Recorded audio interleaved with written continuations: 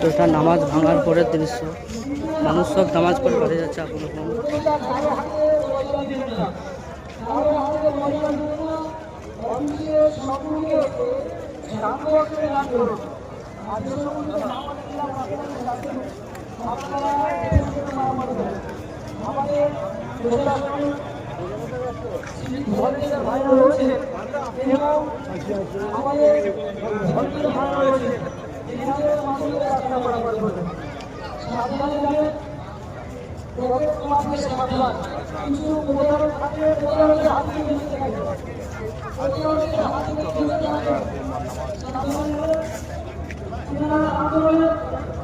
মঞ্চের সামনে একটু ফাঁকা রাখেন। আমরা যে যে দান করবেন মঞ্চের সামনে আছেন।